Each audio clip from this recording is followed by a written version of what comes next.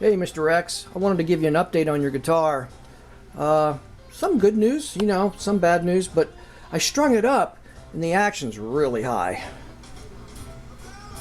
And the issue is this bridge is sitting too high. Now the good news is I think these are standard American threaded parts. I think I could get an actual Gibson Tune-o-matic and sit it on there, which would be way cool. But it's got to go lower. It's got to go at least another 40-50 thousandths of an inch lower. One thing I found out, check this out. I don't know if you can see it, but that truss rod nut, I mean, it's perfect. It's a 5/16, just like the Gibson. Has a little metal plate there. And the neck's as straight as can be. It's almost too straight. I have it 95% of the way loose. And with 10s, it's got just the right amount of bow. So, you know, some of them are bowed up and you can't straighten them. This one's actually straight and is having a little trouble bowing, but it made it. And we could always put 11s on there and pull it up. But I was really impressed. 5/16. You won't find that at imports today. This is why they got sued. They copied the specs. I'm actually assuming these are all American spec parts, which you just don't find in the 80s, 90s, and on forward because of the lawsuit. Now the electronics, I mean, you do have a couple options. The stuff on here is just too corroded. You know, I took a look at the switch and it's just got to go. Now you can go analog or you can go EMG. Nice thing about the EMG, well, no matter what you get, you're going to have to get a blade pickup. Because these, it kind of fits in there, man, it looks great. Because the spacing here and the spacing in the nut, it's not going to line up over the pole pieces of any pickup I can find. I mean, there are lots of cheap humbuckers out there, but they don't line up.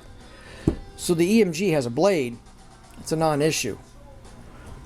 I think the chrome and black's going to look stupid, by the way. If I were you, I'd go 2 chrome if you really want to do it right. I got a 60 here, we could put an 81 there. The nice thing about the EMGs is they give you all new wiring. Whereas if you go buy, I mean, there are other blade pickups out there. DiMarzio makes them, Duncan makes them. You might be able to find a couple of them used for 40-50 bucks, and we can do that. But they're going to have to be blade. But then you're going to have to buy the pots, some kind of a switch, a jack. It's not a ton of money, but it's an extra 30-40 bucks.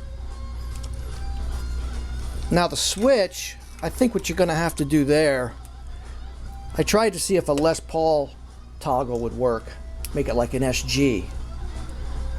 But because of the way this is routed, it's not going to fit. So we'd have to go with a toggle. You know, like it'll have a little blade on it coming up, and back is this pickup, middle is both, and front is this one. And that's whether we go with EMGs or not. What else can I tell you? Yeah, so I'm glad I strung it up first, because spending money on the electronics and then having it play like this would be pretty silly. So I guess the next step is I need to try and find a bridge that's lower and fits the spacing here, because we don't want to be re-drilling and filling. And that's going to cost you around 50 bucks or so. Might be 60, might be 30 or 40, I don't know. It just depends what I find. But that's the first step. So if you want to do that, let me know. I'll go ahead and start looking for a bridge. And then we can decide on exactly what you want to do with the pickups later. If we go with 2 EMG chromes, I sell those on my eBay site. They're $109 each with all the wiring. Plus it'll be taxed for you, unfortunately, because you're in Ohio. But like I said, if you buy any standard humbucker blade pickup, I'll put it in. Don't have to worry about that. You know, you could talk to Mark. I bet he knows a lot about pickups. But, man, these EMGs would be really, really cool. But anyway, let me know. Let me know if you want me to start spending money on this bridge and seeing if we can get it playable. Chances are this guitar never played great. If it was a Strat, I'd unbolt the neck and I'd put a shim in it to tilt the whole thing back.